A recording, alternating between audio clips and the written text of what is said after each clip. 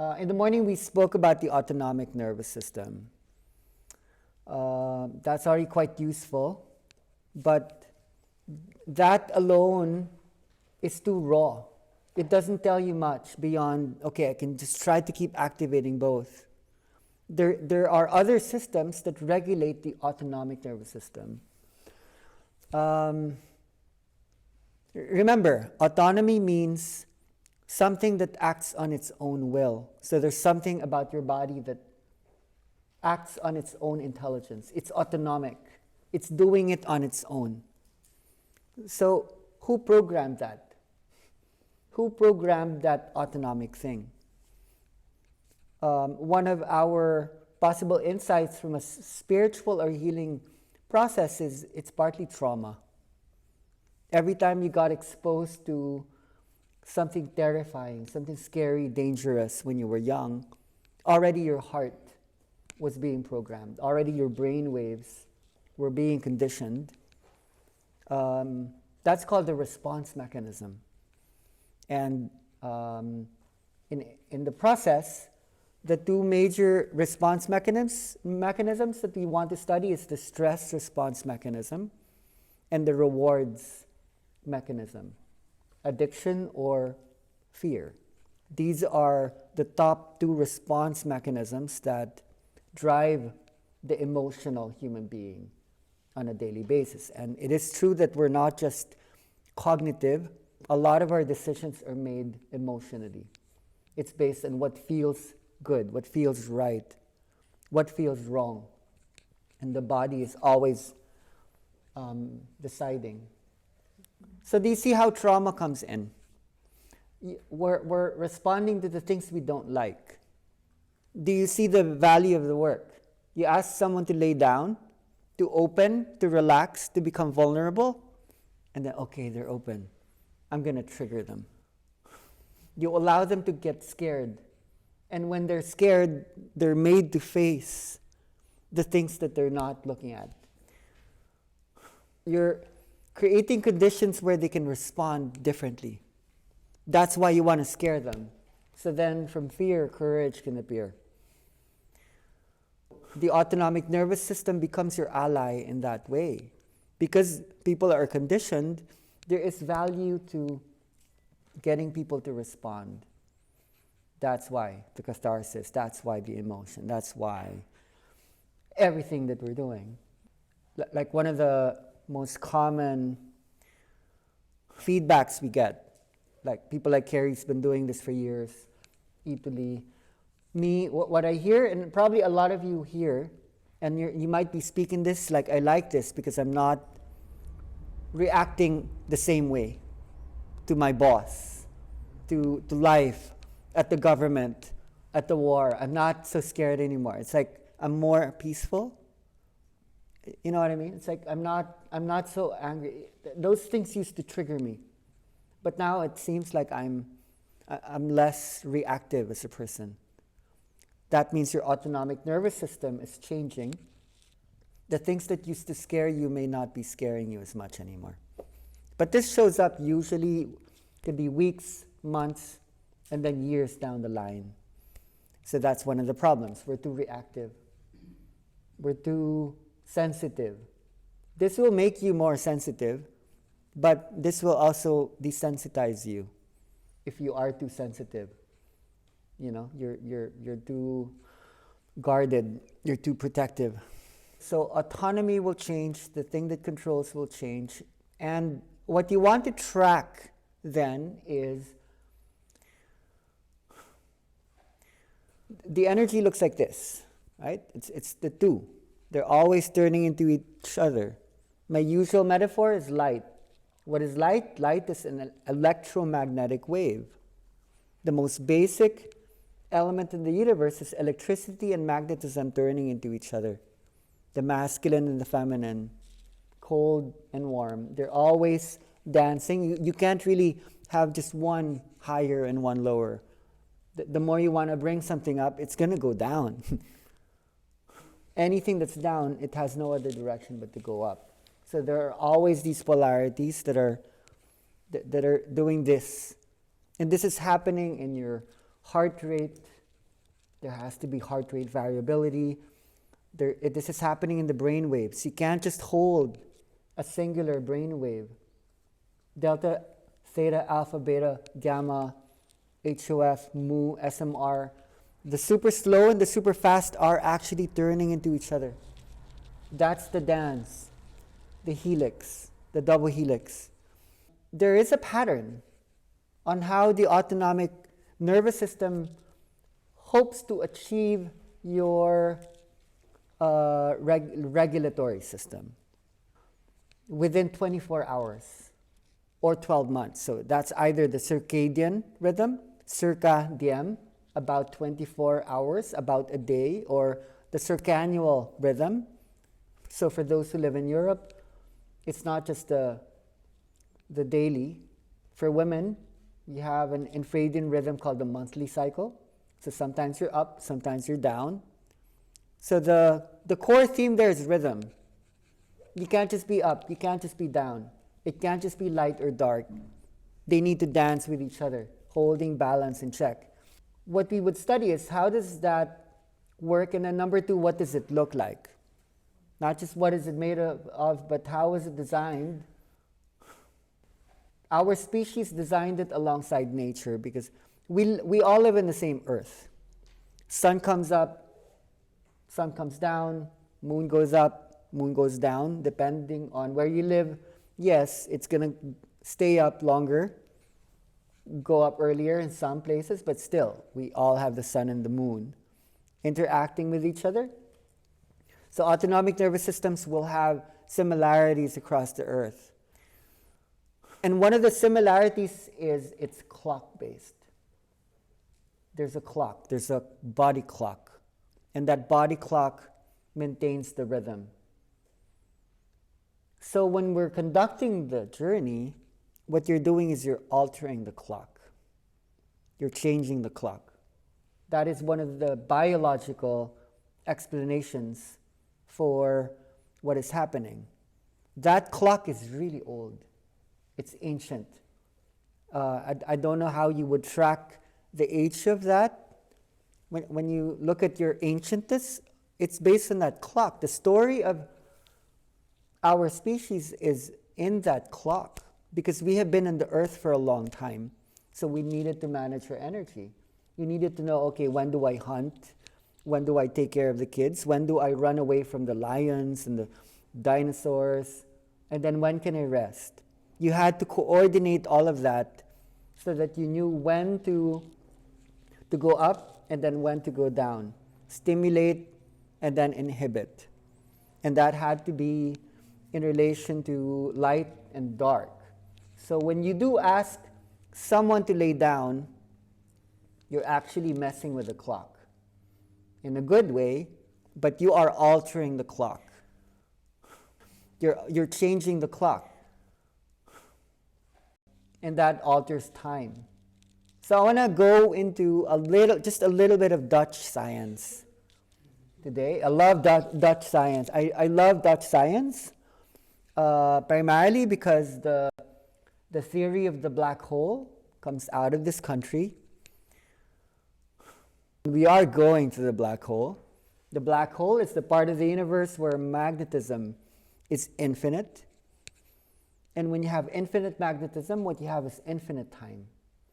So when you get sucked into the black hole, one day on Earth could be 1,000,000 years in the black hole. And it's actually Dutch science that's revealing what is in there. There's also a lot of neuroscience in Holland. But probably my favorite Dutch scientist, his name is Christian Huygens. So what is he famous for? What did he invent? Okay, what else? He invented the pendulum clock, right? And he improved the timekeeping system so that the old clocks were really unreliable because there was like 3 hours of lag where it would slow down or speed up. So he found a way. I'm not bringing him up because he invented the pendulum clock. Another reason why he was famous is he started to invent more and more pendulum clocks. It didn't take him long to realize that the pendulums were synchronizing with each other. That's Dutch science. Up until now, scientists are trying to figure out why. Why are they synchronizing with each other? So this is our body. That's why we're here as well in the Dutch body. We want to learn about synchronization. These are brain waves. There's something in the brain waves that's synchronizing, creating what we would call later a combined signal. And there are multiple sciences to approach called cross-frequency coupling, phase amplitude coupling. I would simplify all that by just saying that your body is a song. And the song is the earth song. And when you do healing with people, you're going to touch that song. You have a heart. Your heart is clock-based. It makes time-based decisions, and that's called rhythm. That's called tempo, and that's measured in BPM. So if you really want to start hacking the biofeedback system, you want to study the speed of life. Because when you change the BPM, you will alter time. And that's why you want to study music. Because music for me is not just music. For me, music organized our brains. Music emerged before language. In terms of harmony, when we started to make noise, we realized, we can communicate with each other by making the same sound. And then when we started to move our bodies and make certain noises, we realized we could synchronize. To synchronize means you need to hear the other music that's going on in someone else. And then language is born. Language has rhythm, harmony, and melody. So the body holds a lot of that. You were already listening to that when you were inside your mother. She was communicating, and the mother was listening to that. So synchronization. We keep mentioning these terms because there's many interpretations of how synchronization is happening. Because you're complex. Trillions of cells, billions of neurons, God knows how many neurotransmitters, enzymes, the organs, the glands, tissue, muscles, bones, all in this dynamic process of growth, metabolism, immunity. That needs to be synchronized. How does that synchronize? It would look like the circadian rhythms. So in inner dance, we've been following a specific pattern. We drew it out. I was drawing it out even before I understood it scientifically, before I was able to reverse engineer the energy and understand. The playlist was inside the body. It would look something like this. The playlist starts out very, very slow, and it goes up, and then it goes down, and then it goes up again, but holding a lot of very low energies. That's what an inner dance playlist looks like. It took me many years to realize that I am actually drawing one cycle of a sleep stage. N1, N2, non-REM 1, non-REM 2, non-REM 3, REM sleep, which is a whole range of neural oscillations called delta, theta, alpha, beta, gamma, before it goes back to N2. 90 minutes long is how long it takes one dream state. Do you see now the technology? We found out that we can mimic one sleep cycle to bring people into the dream. We learned how to get people to dream again in a contained way, in a singular space, a whole bunch of people. Let's all dream together. So the playlist is founded in that. It regulates the brain waves, it regulates the heartbeat. So it's clock-based, meaning there's timing. Like in the beginning, it's slow and it goes faster and it drops down, and then it starts to hold a wide range of material. So when you do start looking at charts like this one, a lot of things just start to make all kinds of sense. There's a lot to learn even just with the specific one.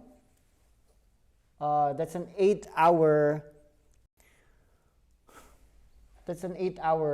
sleep model. And then already you might see interesting things there. This thing here at the bottom, it's not writing. This is called slow wave sleep. So notice that in the first part of the night, your sleep is a lot deeper. There's a lot more going on in stage 3 and stage 4 where you're experiencing more delta. I'm assuming most of you know the difference between the slower and the faster. Delta is super slow. It's the deepest you would go. It's the closest you would go to death. That's where your body undergoes a muscular paralysis during sleep.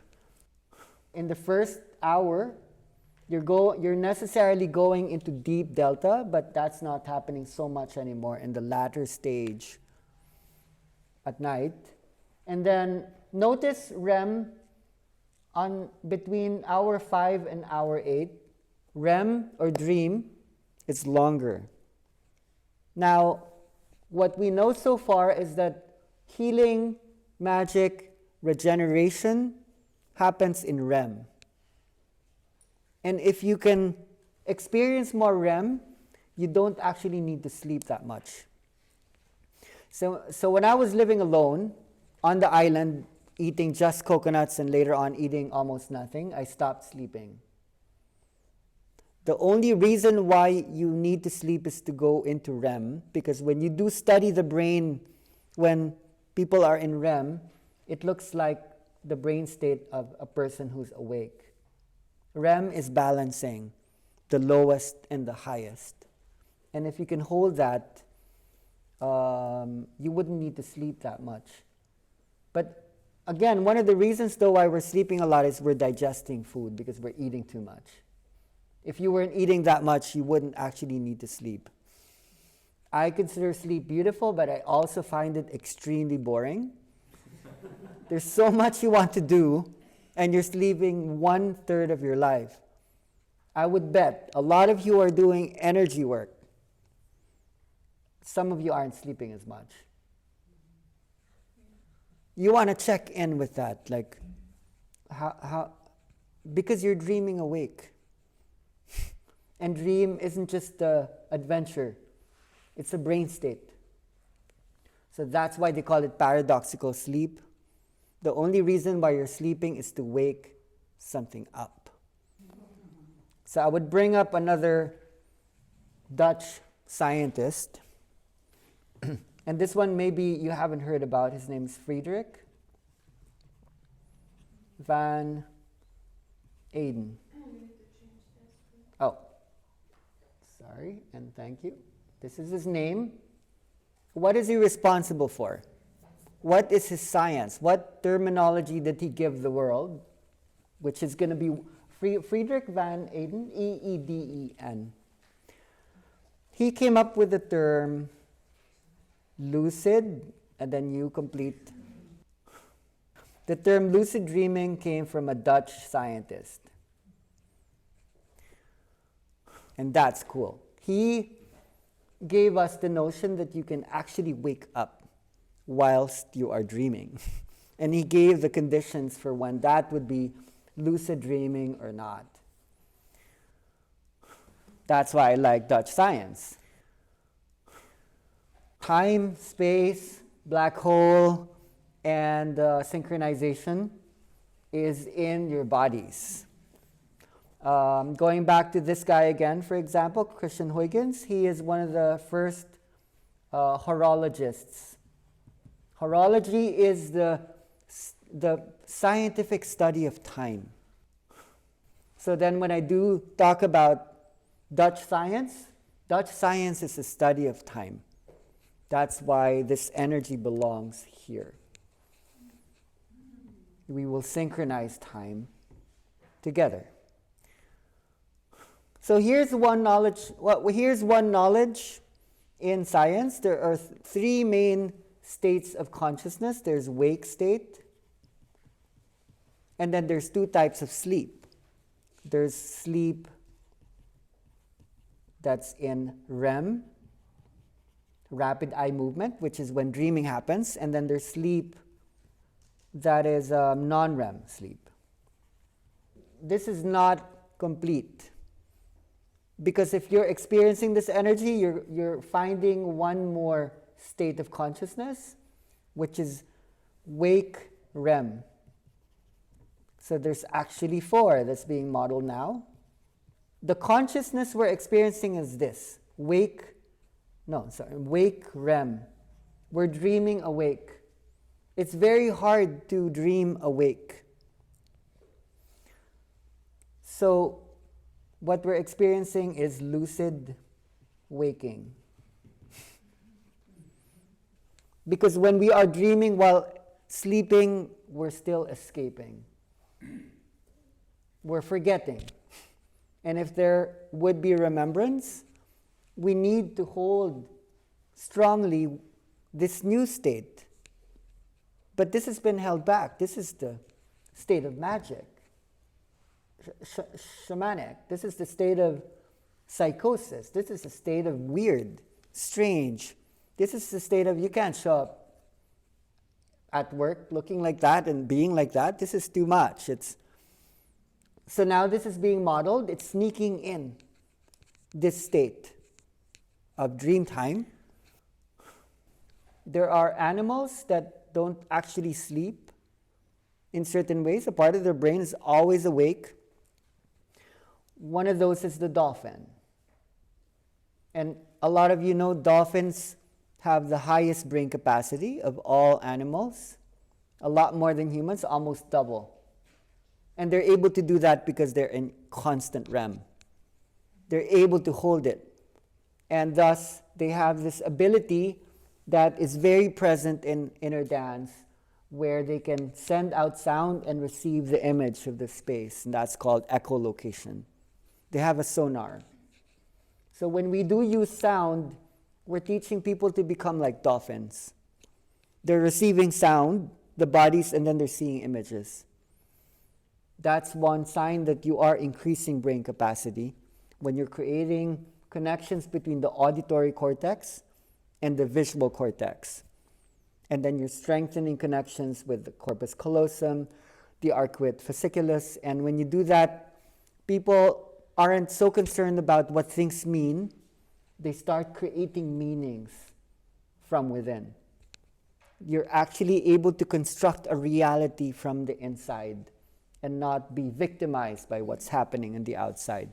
For you to be able to do that, you need to reconstruct your brain. So thank you, Friedrich van Eeden, for giving us lucid dreaming, and thank you to this process for giving us lucid waking. Does anyone do inner dance session with dolphins? They don't need it, though. They are inner dance in that way. So humans need the inner dance so that we could become like them. I don't know what they would become if we did inner dance with them. Interesting question, though. Definitely heard dolphin sounds come from people, so. Right? Exactly. When they make the clicking noises, what does that sound like? That's echolocation. That's not just triggering. There are humans who can echolocate. Have you heard about this? The blind? Yeah.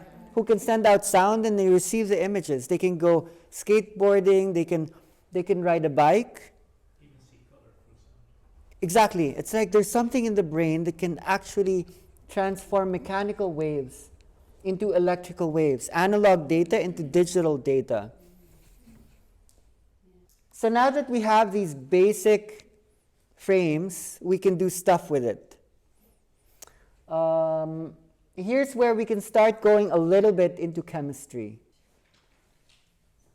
So the circadian rhythm is very, very sensitized to external stimulus. A lot of you know, do you know this French philosopher? His name's René Descartes. And Descartes was very influential in Dutch science and Dutch philosophy. Much of Dutch philosophy is actually based on Cartesian mathematics. Now, Descartes was responsible for duality. He said the mind and the body are separate. So when you think of the mind, you need to disembody. He created dualism and what's called the mind-body problem. But one thing I do like about him is he said the spiritual part of the brain is the pineal gland. He was the first man who said that, even though he had no basis altogether. Why is the pineal gland the spiritual doorway? Taking on these themes that have been spoken about, I would say he's right. And we can substantiate that now. What does the pineal gland do? It sends out a chemical. It sends out a hormone. What is that chemical? It's called melatonin. What does melatonin do?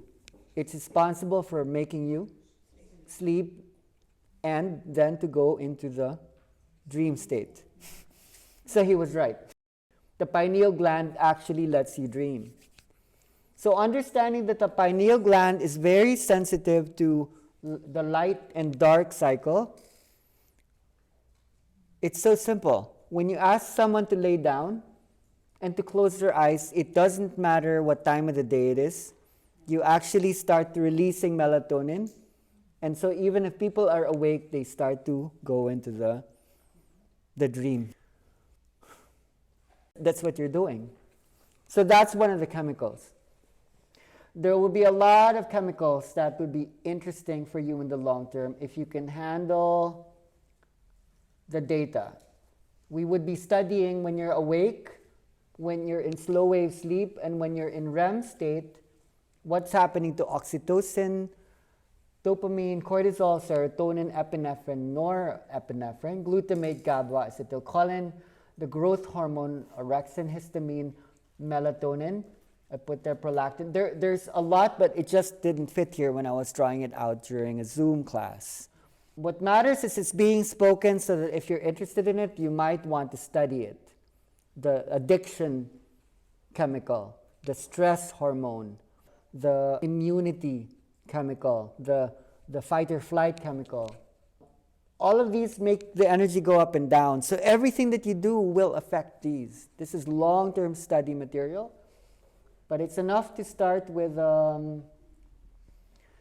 that, just so you have an awareness that the circadian rhythm is time-based. It's clock-based. Let's look at other elements that study time. Because what's being revealed right now is because the body is there, there's a biological mechanism for time, which is ancient. In that sense, it's kind of spiritual. It's also spiritual because you're able to change that. In a way, you're able to change the vibration or the energy or the experience in the body. We spoke about dopamine. Dopamine and the basal ganglia being implicated. Now, dopamine, the basal ganglia is your animal brain. It's the reptilian brain. And what people in science are realizing right now is that dopamine is actually a time cell. So when you change the dopamine structure in the body, you're changing time. And a lot of that has to do with addiction.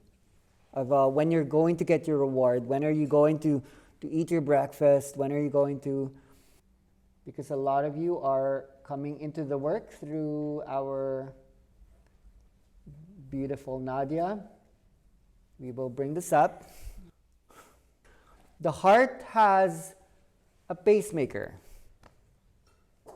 The heart has pacemaker cells, and that's called the SA node, right? The sinoatrial node. So when you do the work, you're going to trigger the heartbeat by sending signals to the SA node to either speed up or slow down. So once you hear this later, you'll be interested, okay, what do I send out to speed it up, and what do I send to slow it down? So then we need to talk about norepinephrine and cortisol. We won't go into that just yet. It's just interesting to insert that as a generalization so that we are aware when we are touching bodies today. It's about, bringing people into the dream.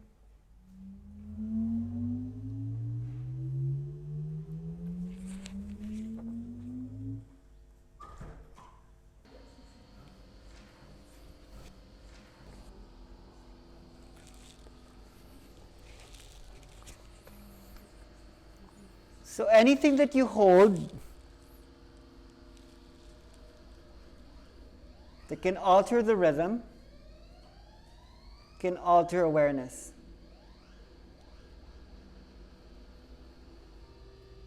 So it gets to a point where you don't see the rhythm anymore. Like I want to show you this one clip.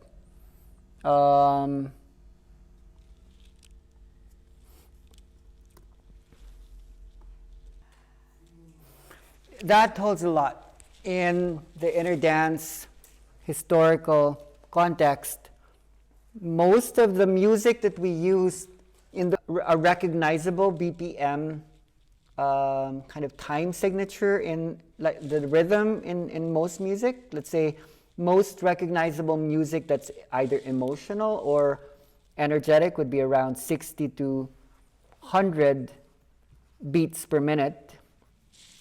When we alter the songs and the BPM using DJ apps, synthesizers, when we go all the way to, let's say, 150 or all the way to 200 or even 300 BPM, it's like that speeding car. The beat disappears. Supposedly the highest brain state measurable was gamma, like high gamma. So that would be at 30 hertz or cycles per second. But there's something higher than gamma. It's high oscillating frequencies. So most music that's being used in many workshops out there are ranging at about 80 to 120 BPM. And that's what's keeping the dopamine hit, creating the addiction. And so what we invite you beyond this workshop to look at is to go beyond. That's the gift. That's what we learn anyway. That's where we are historically in inner dance process. We're not using music anymore. We're seeing the new brain, and we're perceiving music more from a vibratory space, going beyond what human beings are used to. And that will bring people into the black hole. That brings people into dimensionality. And that, for many people, in the last years have been scary. Because the bodies that got used to a certain range won't be used to it. But once you make the transition, people won't like the old system anymore. They're going to say, I feel manipulated by that. That's just making me emotional. Those old same songs, it was all the same. It's like, oh, there's a song again. It's going to make me cry. That song's coming out. It's going to make me pass out. That song's going to make me angry. That song's going to make me... That got boring already. So we're ready for another phase. And so some of the reflections are, okay, I passed out. I went to sleep. And then, did you go to sleep? No, I didn't go to sleep. Oh, no, I was somewhere. Where was that? And then they start to remember. What is after the third dimension? What would that look like?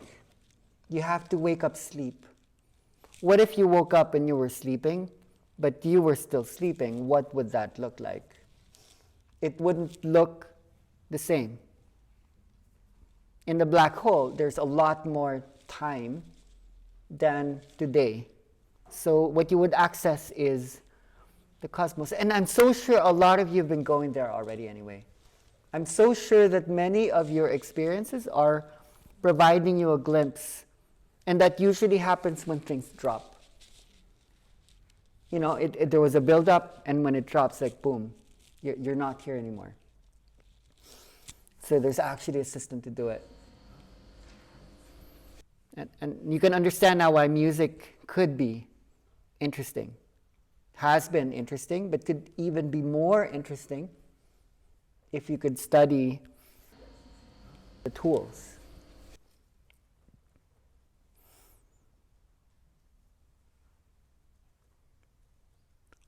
Let's do a demo.